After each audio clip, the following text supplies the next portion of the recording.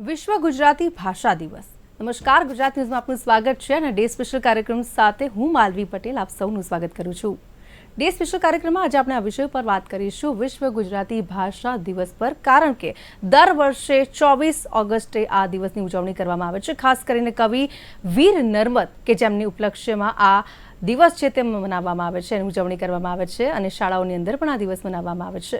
ખાસ કરીને કવિ નર્મદ વિશે જો વાત કરીએ તો સુરતમાં જન્મેલા આ કવિ નર્મદ કે જેમનું આયુષ્ય માત્ર 53 વર્ષનું હતું, પરંતુ તેમના દ્વારા જે રચનાઓ કરવામાં આવી છે, ખાસ કરીને આપણે વાત કરીએ જય જય ગરવી ગુજરાત, આ સાથે મારી હકીકત જેવી રચનાઓ પણ તેમણે લખી છે. અને કહેવાય ને કે ભલે જીવન ઘણું નાનું હતું, પરંતુ આ શબ્દો છે, ગુજરાતી ભાષા પ્રત્યેનો તેમનો જે પ્રેમ છે, ખરેખર તે જાણવા જેવો છે, સમજવા જેવો છે. અને આજે પણ આપણે તેમને ગુજરાતી ભાષાના જે અમર કૃતિઓ છે તેને યાદ કરતા હોઈએ છીએ. અને સાથે જો આપણે વાત કરીએ તો કેટલાક તળપદાર શબ્દો જે અત્યારે વિસરાઈ ગયા છે, તો આજે આ તમામ વિશે આપણે વાત કરવી છે ડે સ્પેશિયલ કાર્યક્રમમાં, કારણ કે આજનો આ દિવસ વીર નર્મદની જયંતિના ઉપલક્ષ્યમાં આજે ઉજવણી કરવામાં આવી રહી છે. તેવા આપણા ગુજરાતી ભાષાની પ્રથમ આત્મકથા લખનાર સાહિત્યકારોમાં કવિ નર્મદ છે જે સ્થાન ધરાવે છે. તો વિશ્વ ગુજરાતી ભાષા દિવસ નિમિત્તે આ પવિત્ર અવસરે તેમને શત શત નમન આપણે સૌ કરીએ. અને આ સાથે આપણે જે ગુજરાતી ભાષાનો આપણો જે વારસો છે, આપણી ધરોહર છે ગુજરાતી ભાષા, જેને પણ આપણે જાળવણીનો સંકલ્પ લઈશું. તો આ જ વિષય ઉપર આપણી સાથે ચર્ચા કરવા માટે જોડાયા છે ગેસ્ટ પેનલમાં હાર્દિકા ગઢવી, જેઓ ભાષા વિજ્ઞાની છે. હાર્દિકાબેન, આપનું સ્વાગત છે ડે સ્પેશિયલ કાર્યક્રમમાં. નમસ્કાર. સાથે અન્ય ગેસ્ટ પણ જોડાયા છે, જેઓ કોલમિસ્ટ છે, મેઘના કામદાર. આપનું પણ સ્વાગત છે મેઘનાબેન ડે સ્પેશિયલ કાર્યક્રમમાં. જી હાર્દિકાબેન, સૌથી પહેલા તો આપને સવાલ કરવો છે, આજે જે આપણે દિવસની ઉજવણી કરી રહ્યા છીએ અને ખાસ કરીને અત્યારનો આ ડિજિટલ યુગ છે, ડિજિટલ યુગમાં કહેવાય ને કે ગુજરાતી ભાષામાં ઘણો બધો બદલાવ આપણને જોવા મળ્યો છે, પરંતુ અત્યારે આ દિવસની ઉજવણી આપણે કરી રહ્યા છીએ.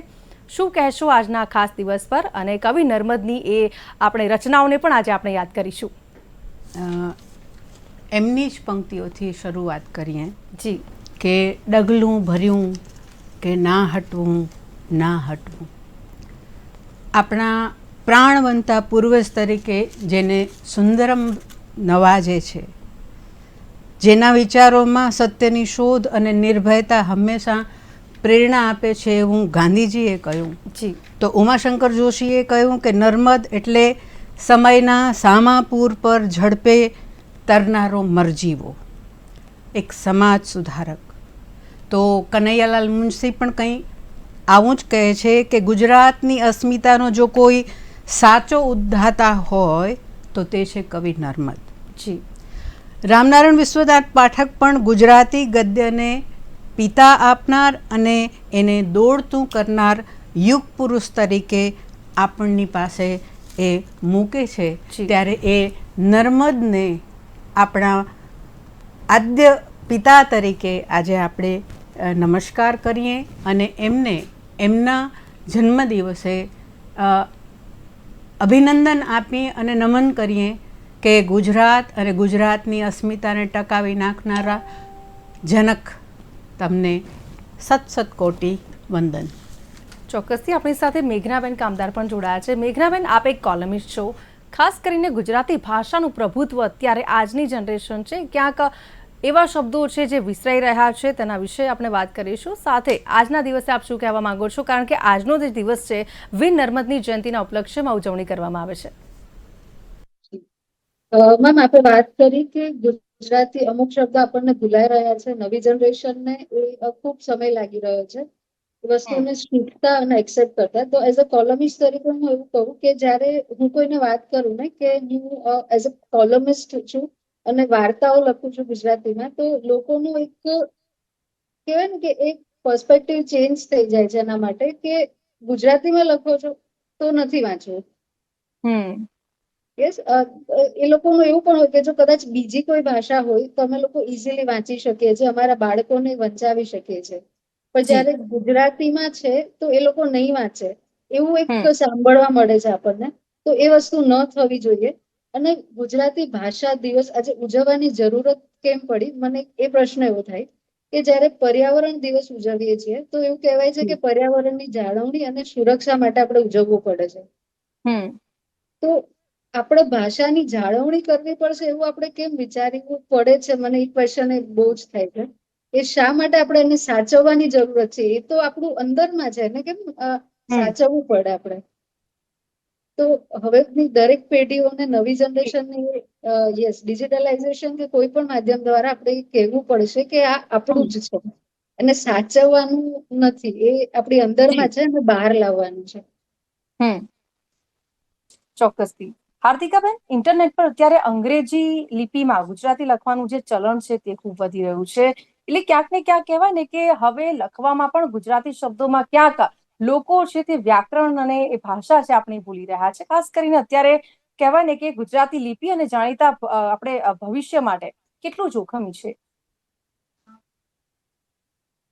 જોખમ જ જી જી. Once a step is taken forward, never retread. કદાચ આ હું આત્મવિશ્વાસથી નહીં બોલી શકું, કારણ કે હું માતૃભાષાની મારી અસ્મિતા અને મારી ભાષાની અસ્મિતા માટે નર્મદે કહ્યું એમ કે મને કદાચ ફાંકડું અંગ્રેજી બોલતા નહીં આવડે કે વન્સ અ સ્ટેપ ટેકન એવું કંઈક કદાચ હું લથડી પડીશ, પણ મારી ગુજરાતી ભાષા માટે ડગલું ભર્યું કે ના હટવું. અને એટલા માટે જ રાષ્ટ્રના કલ્યાણની વાત હોય કે ભાષાના કલ્યાણની વાત હોય કે ગુજરાત કે ગુજરાતની ગરિમાની અસ્મિતાની વાત હોય, ત્યારે એમની જ પંક્તિઓમાં આપણે કહીએ તો જો ભૂલાતા, વિસરાતા અને ભૂલો ભરેલા શબ્દો જો આપણે એને સુધારી ન શકતા હોઈએ તો આ સુધારક યુગ આખો જેનો નામથી ઓળખાય છે, નર્મદ યુગ, જેને સુધારક માનસિકતાઓ બદલવાથી માંડી અને આપણે ભાષાને પણ ભૂલી રહ્યા છીએ. એટલા માટે જ હું કહું છું કે સૌ ચલો જંગ જીતવા, બ્યુગલો વાગે, યા હોમ કરીને પડો ફતેહ છે આગે. શિક્ષકોએ આજે આ પંક્તિ ભાષા માટે ઉપયોગમાં લેવાની છે કે જ્યાં પાઠ્યપુસ્તકોમાં કે ગમે ત્યાં અત્ર તત્ર સર્વત્ર જ્યાં પણ ક્ષતિ જણાય છે, જ્યાં પણ ભૂલ જણાય છે, તે ભૂલને આપણે સુધારવી જોઈએ. કારણ કે આ મારી હકીકત કહેનારા નર્મદની નહીં, જેણે કલમના ખોડે પોતાનું માથું ધરી દીધું, એણે સરકારી નોકરી નર્મદે છોડી અને સીધું કલમના ખોડે પોતાનું કે આજે આ મારી કલમને હું ધારદાર બનાવી અને હું ક્રાંતિ લાવીશ. અને આપણે લાવેલી ક્રાંતિને ખાડામાં લઈ જઈ રહ્યા છીએ. એ વાતનું મને બહુ નર્મદ જયંતીમાં આ વાત કરતાં બહુ દુઃખ થાય છે. જી હાર્દિકાબેન, અત્યારે આપણે કહેવાય ને કે કેટલાક શબ્દો જે આપણે આપણા જે ઘરડા છે તેમણે ઘરમાં પણ ઉપયોગમાં લેવાતા હશે એવા શબ્દો, ખાસ કરીને જાણવા તળપદા શબ્દો કહીએ છીએ, એ તળપદા શબ્દો અત્યારે ક્યાંક આજકાલની જે જનરેશન છે, ડિજિટલ યુગ છે, આધુનિક યુગ છે, ત્યારે ચોક્કસથી કદાચ કોઈએ નહીં સાંભળ્યા હોય તેવા જો શબ્દોની હું વાત કરું તો જેમ કે ટીચણ કે ખોરાક આપણે જેને કહીએ છીએ, વાળું ભોજન જેને આપણે કહીએ છીએ કે ભાઈ વાળું લેવાનું છે, ઇત્ર એટલે કે અત્તર, અને અહર એટલે કે દિવસ. એટલે આ પ્રકારના જે શબ્દો છે અત્યારે આપણે જોઈએ કે નવી જનરેશનને કદાચ ખ્યાલ જ નહીં હોય આ બધા શબ્દોની, એવા કોઈ શબ્દ ઉપર આપ પ્રકાશ પાડી શકો છો? એક પંક્તિ કહું જી કે ખૂંચી તીણી સજલ દગમાં કાચ કેરી કણિકા. જી, તો ખૂંચી તીણી સજલ દગમાં, આ દગ એટલે શું? તો દગ એની કોઈને ખબર નહીં હોય. એટલે એવું નથી કોઈને ખબર, પણ સામાન્ય વ્યક્તિ કદાચ આનાથી પરિચિત ન હોય તો આંખ માટે શબ્દ વાપરવામાં આવ્યો છે કે નયન, નેણ, નેત્ર, અક્ષ અને દગ. તો ખૂંચી તેણી સજલ દગમાં કાચ કેરી કણિકા અને લોહ કેરા મણિકા, એટલે પગમાં બાંધેલા લોહ કેરા. તો ઢીંચણિયું છે, ડામચીઓ છે, કડછી છે, આવા ઘણા બધા શબ્દો છે. જી, મૃદુ ભાવો માટે વૃષણ ભાવો, આવા શબ્દો પણ આપણે ઉપયોગમાં. ભો, ભય અને ભો અને ભો. તો આ બધું જ આપણને તળપદ વિસરાતા જતા. નેસડે તો એ ગામ, એ વિસ્તાર, પાદર, આ બધા જ શબ્દોને આપણે જીવંત અને જાળવી રાખવાના છે. એટલા માટે આ એક જ પંક્તિ પર્યાપ્ત છે કે જો તમે આ પંક્તિના હાર્દને સમજો કે ખૂંચી તીણી સજલ દગમાં કાચ કેરી કણિકા, તો એ દગમાં આવતો શબ્દ એટલે નેત્ર છે. તો આ રીતે આપણે જો શબ્દોને નહીં સાચવીએ, શબ્દોને નહીં સમજીએ, એની તળપદા ગ્રામ્ય જીવનની સંસ્કૃતિમાં આપણને ઓસીકું અને ઓસીંગું આ બધું જ આપણને આત્મસાત કરવું રહ્યું.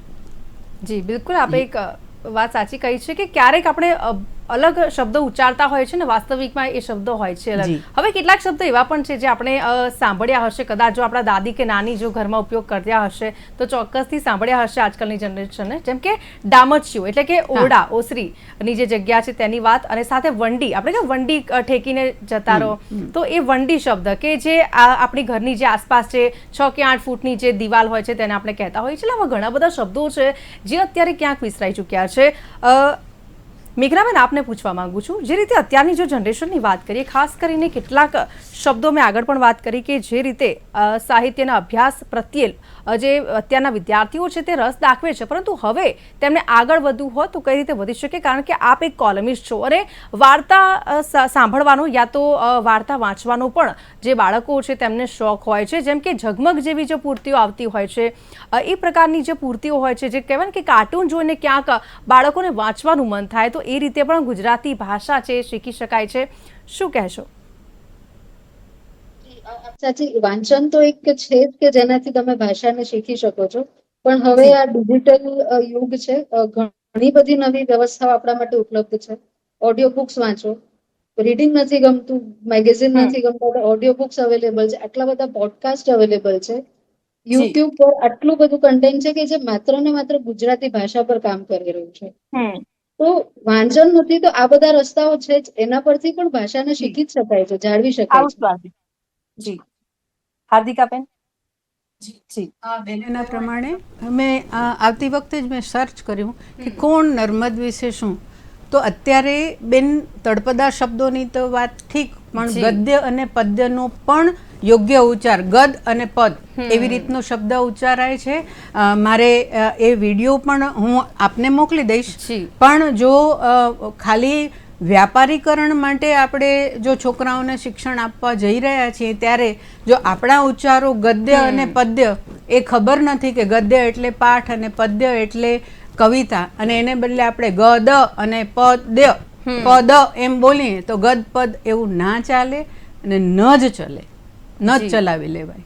જી ખૂબ સરસ વાત કરી હાર્દિકા. પણ એક વાત એ પણ છે કે જ્યારે યુવા વર્ગ પોતાની માતૃભાષા સાથે જોડાઈ રહેવા ઈચ્છે છે, પરંતુ કહેવાય ને કે શબ્દ ભંડોળનો અભાવ હોય છે, કહેવાય ખચકાય છે બોલતા કે ભાઈ બોલું કે ન બોલું, અને અત્યારની જનરેશન એવી છે ને કે મેસેજ ગુજરાતીમાં ટાઈપ કરે છે પરંતુ કહેવાય ને કે લખે છે ઇંગ્લિશ ભાષામાં, એટલે એ પણ એક ગેપ અત્યારની જનરેશનમાં જોવા મળી રહ્યો છે. તો ખાસ કરીને અત્યારની જનરેશનને જો ગુજરાતી વિષયની અંદર, ગુજરાતી ભાષાની અંદર જો પ્રભુત્વ ધરાવવું હોય તો કેવી રીતે ધરાવી શકે? કારણ કે અત્યારે આપણે જોઈએ છીએ કે લોકોનું એવું માનવું છે, લોકો એવું માને પણ છે કે ભાઈ ગુજરાતીમાં આગળ તકો ઓછી આવે છે, ક્યાંક આગળ આપણે કહેવાય ને કે ટકી રહેવા માટે અન્ય ભાષાનો સહારો લેવો પડશે, પરંતુ હવે આમાં પણ પડકારો ઊભા થતા હોય છે. બહુ જ સરસ વાત, પણ અત્યારે યુવા પાંખ છે ને આપણા કરતાં વધારે જાગૃત છે. ગરબા, લોક સંસ્કૃતિ, સૂફિયાપણું, આ બધું જ એ લોકો અત્યારે એટલું આત્મસાત કરી રહ્યા છે કે ખરેખર આપણો અભ્યાસ છે એ એમની કને રસપ્રદ નથી લાગતું.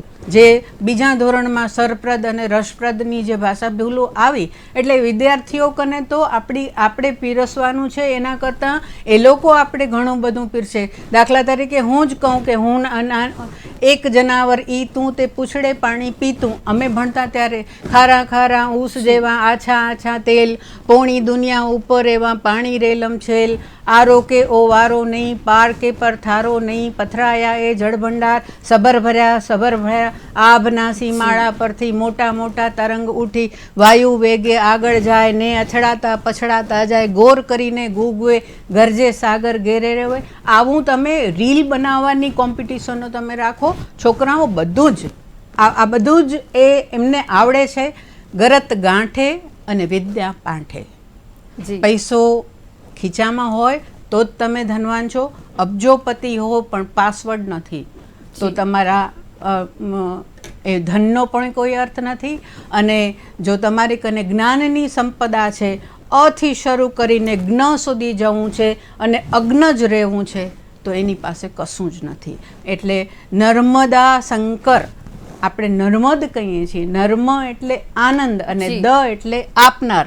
તો એના જેનામાંથી સરસ્વતી આપણને આનંદ આપે છે એ આ આનંદને જ આપણે મારી નાખતા હોઈએ તો એ કેમ ચાલે ને કેમ ચલાવી લેવાય? જી. અને હાર્દિકાબેન, જે રીતે આપણે કહીએ ને કે રોજિંદા જીવનની અંદર જો ઘરની અંદર માતૃભાષાનો ઉપયોગ આપણે કરતા હોઈએ અને ખાસ કરીને જો વાત કરીએ તો રોજિંદા વ્યવહારમાં જો આવા સુંદર જે આપણા તળપદા શબ્દો જે વિસરાઈ ગયા છે તેનો ઉપયોગ કરવો જોઈએ. કારણ કે આપણી ભાષા છે ને ખરેખર સંસ્કૃતિને આપણે જ્યારે જાળવી રાખવાની વાત કરતા હોય, આપણી ભાષાને સાચવવાની વાત કરતા હોય ત્યારે ચોક્કસથી એને કહેવાય ને કે ખૂબ જ એનું સંવર્ધન કરવું ખૂબ જરૂરી હોય છે. હવે અત્યારની જે જનરેશન છે, ખાસ કરીને આધુનિકીકરણ ને શહેરીકરણ આપણી જે ભાષા છે તેને મર્યાદિત કરી દીધી છે. હાર્દિકાબેન. જી જી જી એ ભાષાને મર્યાદિત કરી દીધી છે એવું નથી. જી. આપણે શિષ્ટ શબ્દો અને તળપદા શબ્દો, એ શિષ્ટ શબ્દોની એક યાદી અને તળપદા શબ્દોની એક યાદી. આ ઘણાને શિષ્ટ એટલે શું કે કંઈ ખરાબ શબ્દો હોય, ખરાબ શબ્દો નહીં, શિષ્ટ બોલી અને ભાષામાં ભેદ છે. બોલીમાં વપરાય છે એ તળપદા શબ્દો છે, ભાષામાં વપરાય છે એ સાહિત્યિક શબ્દો છે. એટલે આપણે આંખનો જ્યાં કને ઉપયોગ કરવાનો, દાખલા તરીકે અભણ માણસ એમ બોલશે ને કે આ તો કાણો આવ્યો કે આ બાડો આવ્યો તો ચાલશે, પણ ક્રમે ક્રમે અંધ, આંધળો, પછી અંધમાંથી આંધળો, આંધળામાંથી અંધ શીખશે અને અંધ પછી એ સૂરદાસ સુધી પહોંચશે અને સૂરદાસ પછી કદાચ એ ચક્ષુ ના શબ્દને સમજતો થશે અને દિવ્ય ચક્ષુ સુધીની એ વાત સુધી પહોંચશે.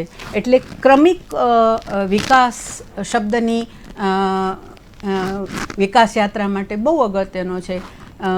ભણતા પંડિત નીપ જે લખતા લઈયો થાય, ચાર ગાઉ ચાલતા લાંબો પંથ કપાય. એટલે આપણે આજથી નર્મદના જન્મદિવસે હું યુવાનોને કહીશ કે હાથ વગું હથિયાર છે, ટેરવાનો સ્પર્શ છે.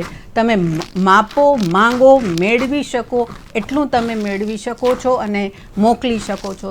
તો શા માટે શુદ્ધ ગુજરાતી અને ઉત્તમ ગુજરાતી અને આદર્શ ગુજરાતી અને સંસ્કૃત ગુજરાતીને શા માટે આપણે આત્મસાત ન કરીએ? હાર્દિકાબેન, આજના દિવસે આપણે જો કવિ નર્મદે યાદ કરીએ છીએ તો તેમની થોડીક પંક્તિ થઈ જાય. જી, બહુ સરસ રીતે એમનો દાંડિયો એમનું પહેલું જ પાક્ષિક હતું અને એ પહેલી તારીખના 1 સપ્ટેમ્બર 1864માં બહાર પડ્યું હતું. અને એમાં એણે બહુ સરસ રીતે આ દાંડિયા માટેની જ 4 દોહા લખ્યા છે. એની પ્રિન્ટ પણ છે. તો આમાસ નિસગન ગોરમાં, આમાસ નિસગન ગોરમાં ચોરી ધાડનો ભય. એ વખતે ચોરી અને ધાડનો ભય. ઘરમાં વસતી દીપની બહાર દાંડીનો હોય. એટલે એ વખતે દાંડિયા એટલે કે તે વખતે બહુ બધા અત્યાચારો અંગ્રેજો દ્વારા અને થતા હતા. દાંડી વગાડે દાંડીએ હોય દાંડીઓ જે મૂકે દાંડ પણ. જુઓ, આ શબ્દ એકદમ દાંડ પણ એટલે કે જડતા, આપણામાં રહેલી જડતા. આપણે આ શબ્દ માટે ગુજરાતીની અસ્મિતા માટે જ આપણે વાપરીએ ને એમના જન્મ દિવસે, તો આપણે દાંડી વગાડીએ. ભાષા સુધારો સુધારો સુધારોની આપણે સરકાર સુધી બધી વાતો કરીએ છીએ, પણ એ સુધરતી નથી. તો દાંડી વગાડે દાંડીએ હોય દાંડીઓ જે. દાંડીઓ એટલે કે જેને આ એક દાંડી શબ્દ તો લડતના હથિયાર તરીકે છે કે સુધારો કરવો છે તો જાગતા રહો, અવેરનેસ માટે આ દાંડીઓ શબ્દ. અને એ સૌથી પહેલું આપણું પત્રકારત્વ માટે નોંધનીય બાબત કહેવાય કે પહેલું એ દાંડીઓ સપ્ટેમ્બર 1864માં બહાર પડ્યું હતું. તો એમાં નહીં દાંડિયા સાંઢિયા પણ વળી લોક અજાણ, નાના મોટા નાર નર સર્વે થયા સુજાણ. આ પત્રકારત્વ, આ મીડિયા, આ માસ મીડિયા દ્વારા આપણે એકબીજાથી કનેક્ટ થઈએ છીએ એટલે સર્વે થાય સુજાણ. દાંડીની મહેનત થકી ધજા દાંડી સૌ હોય, દેશ તણો દંડો વળી બધે ગાજતો થાય. વિશ્વ ભારત બનવાની આપણે હેમ લઈને નીકળ્યા છીએ ત્યારે એમની જ આ છેલ્લી પંક્તિ હું બીજી વખત દોહરાવીશ જી. કે દેશ તણો દંડો વળી બધે ગાજતો થાય. એટલે અવેર રાષ્ટ્રના કલ્યાણ માટે જી. અને માતૃભાષાના કલ્યાણ માટે આજના દિવસે આપણે કટિબદ્ધ થઈએ, પ્રતિજ્ઞાબદ્ધ થઈએ. ચોક્કસથી. મેઘનાબેન, આપને પૂછવા માંગુ છું, જે રીતે આપણે ગુજરાતી ભાષા અને આપણે ગર્વથી કહીએ છીએ કે આપણે ગુજરાતી છે અને ગુજરાતી આપણી કહેવાય ને એક અસ્મિતા છે. ગુજરાતી ભાષાની જો વાત કરતા હોઈએ અને ખાસ કરીને અત્યારે જે તળપદા શબ્દોની મેં વાત કરી છે તે અને સાથે જો આપણે આપણી ભાષા છે જેને આપણે જાળવી રાખવી હોય તો આપનું શું માનવું છે, તેને લઈને આપણે શું કરવું જોઈએ, અથવા તો શાળામાં પણ કયા પ્રકારની કહેવાય ને કે ગુજરાતી ભાષાનો ઉપયોગ કરવો જોઈએ? જો કે સરકાર દ્વારા તો ફરજિયાત ગુજરાતી જે ભાષા છે તે કરવામાં આવી છે, પરંતુ આપણે પણ જો ઘરની અંદર આપણા બાળકોને ગુજરાતી ભાષાનું જ્ઞાન અને એના મહત્વ વિશે જો સમજાવવું હોય તો કયા પગલાં લેવા જોઈએ? સૌથી પહેલા તો હું કહીશ કે ઘરમાં જ જો જાળવવું હોય તો પહેલા ઘરમાં જ ગુજરાતી બોલવું પડશે, ફરજિયાત બોલવું પડશે. અત્યારના નવી જનરેશનના પેરેન્ટ્સ એમની રીતે સાચા જ છે. જનરેશન પ્રમાણે, આજના સમય પ્રમાણે બીજી ભાષા શીખવાડવી પડે એ ખૂબ જરૂરી છે. એમાં હું કોઈ જ બેમત નથી. પણ હું એવું કહીશ કે જો એ બાળકને જો ગુજરાતીમાં એ બોલતા હશે અથવા તો ઘરમાં વાતચીત અથવા તો એ વાક્યો ક્યાંક સાંભળ્યા હશે તો એમને કામમાં આવવાના છે અને ત્યાંથી જ ઘરમાંથી જ એ ભાષા આવશે. સરકાર કમ્પલસરી કરે છે પણ એ કમ્પલસરીમાં આપણા વિદ્યાર્થીઓ જાય છે ખરા, એ પણ એટલો જ મોટો પ્રશ્ન છે ને. જી. એ મીડિયમ કમ્પલસરી છે પણ આપણા ત્યાં કોઈ નથી જતું, એ પણ એટલી જ હકીકત છે આથી. જી. તો હું એવું કહીશ કે ઘરમાંથી જ બોલવાની શરૂઆત કરવી. દીકરાને બેડરૂમમાં સુઈ જવા માટે મોકલવો છે ઓકે, પણ એની સાથે એને ખબર પડવી જોઈએ કે એને શયનખંડ પણ કહેવાય છે. જી જી બિલકુલ, ચોક્કસથી. અહીંયા આપણે ચર્ચા કરીએ છીએ. થેન્ક યુ વેરી મચ હાર્દિકાબેન અને મેઘનાબેન, આપ બંને અમારી સાથે ચર્ચામાં ભાગ લીધો. Thank you very much. ખૂબ ખૂબ આભાર આપનો. અંતે હું એટલું કહીશ જી કે અમૃત ઘાયલે કહ્યું છે જી કે નર્મદનો તેજ ગળાયેલો શબ્દ, જી એટલે કે તેજથી ગળાયેલો શબ્દ કૃષ્ણના સુદર્શન અને રામના બાણ સમાન છે. કૃષ્ણએ સુદર્શન છોડવું ન પડે અને રામને બાણ ન ચલાવવું પડે. એવી રીતે આજે આપણે ગુજરાતની અસ્મિતા, ગુજરાતીની અસ્મિતા માટે પ્રાર્થનાબદ્ધ બનીએ. અસ્તુ. ખૂબ ખૂબ આભાર આપનો. આ બંને ગેસ્ટ અમારી સાથે ચર્ચામાં ભાગ લીધો. Thank you very much. નમસ્કાર. તો સૌથી મીઠી છે મારી ગુજરાતી ભાષા અને મને ગર્વ છે કે હું ગુજરાતી છું અને આ જ ગુજરાતી આપણે જે ભાષા છે તેનું સંવર્ધન કરવાનું છે, તેનું રક્ષણ કરવાનું છે, તેની જાળવણી કરવાની છે. આ પ્રણ સાથે આપણે કાર્યક્રમની સમાપ્તિ કરીએ છીએ. ફરીથી મળીશું નવા વિષય સાથે, પરંતુ અત્યારે મને આપશો રજા. નમસ્કાર.